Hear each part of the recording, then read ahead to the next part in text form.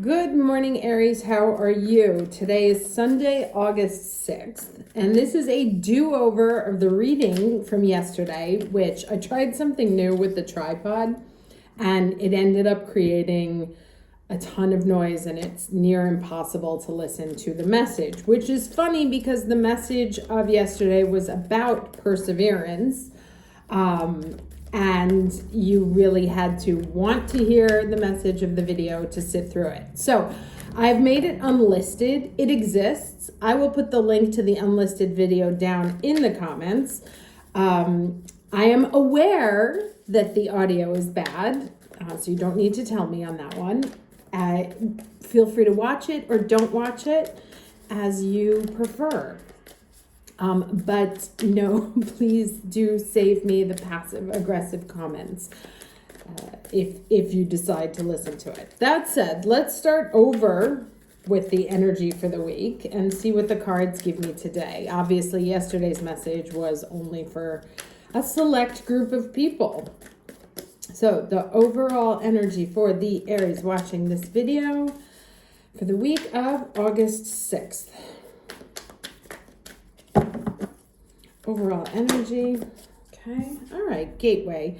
And we do have the 8-8 gateway this week. 8 is a month of abundance. The 8 days, a day of abundance. And it's called the Lion's Gate, the 8th of August. And it's an interesting story because the mythology of that is, about Isis and Osiris and that she would cry and it would fill the Egypt with her tears, which really what was happening was that the waters were coming down from the highlands and would flood the Nile. But that is sort of how August and 8 came to be associated with abundance, right? Things flooding in, rushing in, bringing water to the animals who would have been parched for a long time. So this to me sort of echoes that mythology, and we have a unicorn there, so echoing mythology again, about going from one stage to another, from a dry spell. This also kind of looks like, the cannons there, going from a dry spell to a very rich sort of plush environment, which is very nice, but definitely moving. This is sort of like the kinder, gentler version of the death card, moving from one state to another. Instead of it being a horse carrying death, it's a unicorn, right? So really being able to see a shift in, these are not the cards I wanted, a shift in what's going on around you.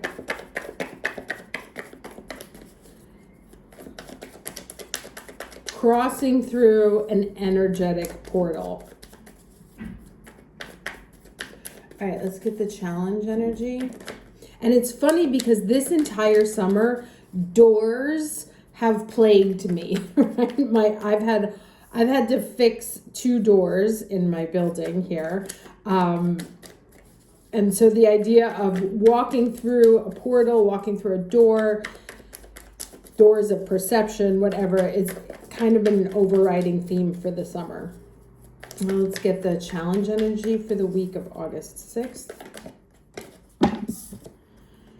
Okay, 6 of Pentacles. And this 6 of Pentacles came up prominently in yesterday's reading, which was very much about analyzing, right? Taking the time to evaluate what was on your level, where you were giving too much, where you were receiving too little, to get to a place of equality, or to figure out, who you wanted to partner with, who were the most equal partnerships in your life. And that's the South Node going through Libra right now, because it's clearing out your old relationship patterns, your old partnership patterns, and the Aries North Node is bringing you to a new iteration of self and how you show up in your relationships. So you may find that there are challenges in your relationships this week that cause you to not want to compromise,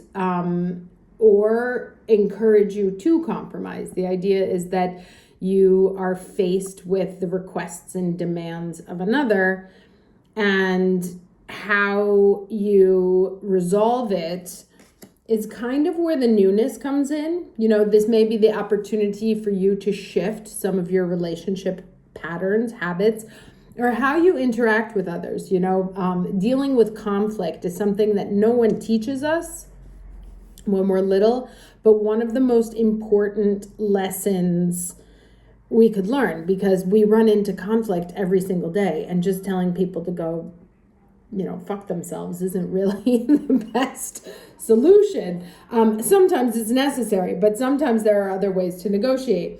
So you may find that you are given the opportunity through challenge, right? Somebody comes in and they try to either put you on the receiving end of, let's say, injustice, right? And you decide to deal with things in a new way, either compromising or just showing up differently in that conversation. Let's see what else we get here.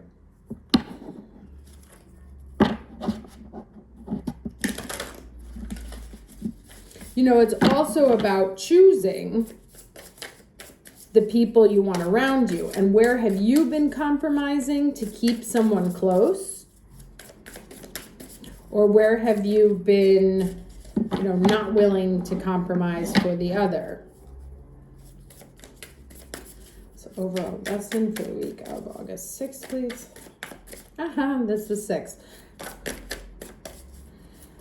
Overall lesson for the week of August 6th for the Aries watching this video. No.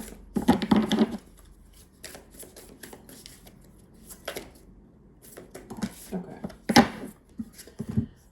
All right, confidence. We love that. You know, so maybe actually there's some place where you've been not showing up at 100%, and maybe even compromising too much.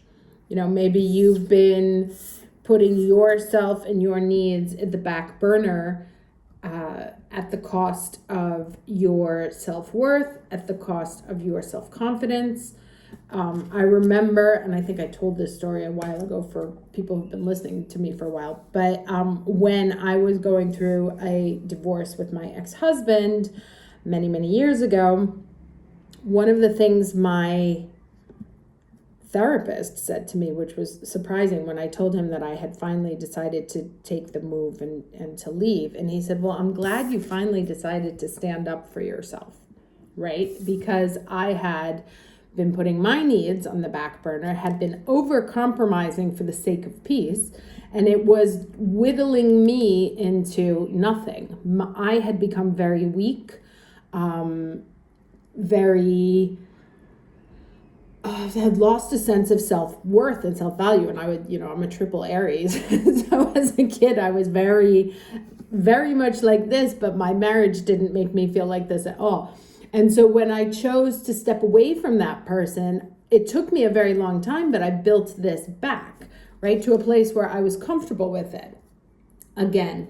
And felt like I deserved to be here. I was now being true to myself, right? This Venus retrograde is really understanding what are our values and where are we not allowing ourselves to shine the way that we are. Now, for some of us, it may also be where are we shining too much, right? So this to me seems like a story of giving up too much in the name of the other and sacrificing your own sense of self-worth and confidence. And now is really about taking a step to being confident to take this conversation on head-to-head, face-to-face, not being afraid to say what needs to be said, not being afraid to show up as a full equal, you know, in some sort of difficult conversation that needs to be had, or, you know, some sort of like lawsuit or anything where someone has challenged you and made you feel more than or less, you know, or less than.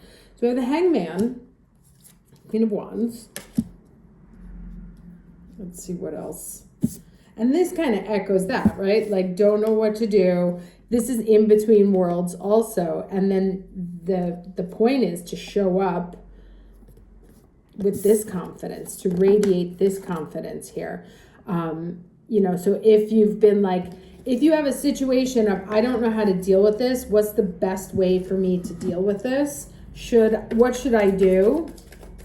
Should I do what's good for everyone? Should I do what's good for me? The idea is to approach it in 100% in your power. And there is the King of Wands. Okay. So this seems relationship-y because, when we get these royal couples here, it's pretty significant. And we have the idea of compromise here. So you may be dealing with a relationship that's heading into a new stage. Okay. Now, this can be one of many different stages. It's developing into something. May have another fire sign with you. The person may have been taking their time to figure out what they want to do, but perhaps they start to show up. I think this also says attraction to me. What you want to always be doing is showing up in your most confident self, right? Sometimes when we start out early relationships, we can be more of what the other person perhaps wants, or maybe tone down our personality a little bit because we've been told that we were too much in the past. And this is telling me right here, all of these things, that you should never compromise, A, on what you want, B, on who you are. And that this gateway here is really about, this unicorn, right? Don't compromise on who you are. Your recipe, your personal recipe of who you are is unique, distinctive to you. You are who you are to handle the chart that you were given. You could not have been any other way. And so to be very confident in that. A lot of us have probably heard, especially as Aries over the years, that we were too much. Why are you too feisty? Why are you too aggressive? Why are you too honest? Blah, blah, blah, blah, blah. And now, especially with that Aries North Node, it's about really embracing that. And look, we got this truth goddess here hiding, new beginnings. And is that a 31 and a 13? Yes.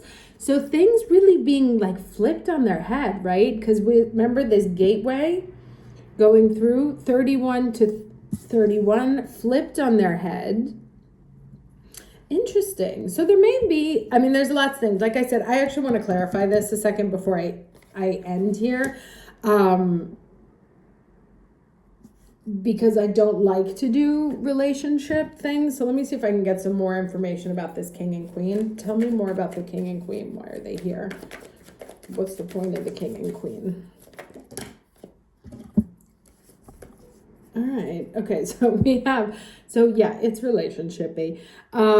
6 of Cups. So sense of nostalgia, right? Over starting something that ended, but also going from an ending to a new beginning. So it depends on where you are in your relationship status as a person, not necessarily in a couple.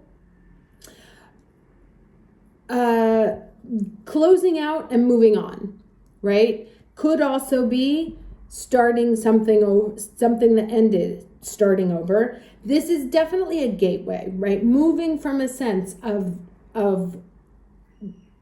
done to a sense of new possibility. Now, it doesn't necessarily have to be with the same person.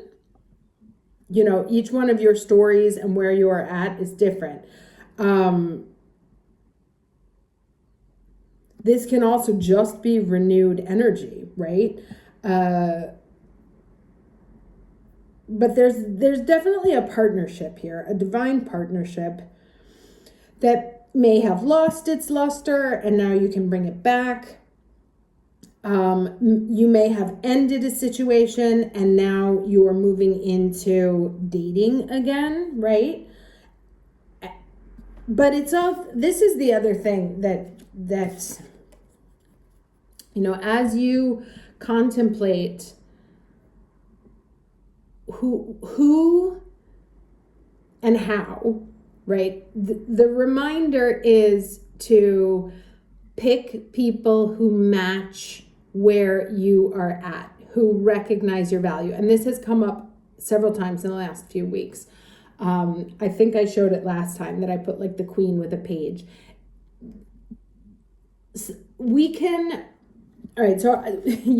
Aries has a naive optimism, which is part of this sometimes. And people like to say that this guy's manipulative, but I like to think that he's optimistic, right? We have a sort of innocent optimism about us, innocent optimism that can give chances to people who don't deserve it. Be like, well, you never know. And that's true, you never know. But you do know when you are spiritually at a different place than another person. You do know when you are emotionally more evolved than the person you're talking to. And to me, what's coming up right now is in your interactions to be very conscious of who is meeting you at your level and favor those relationships in all senses, friendships, business partnerships, romantic relationships, right?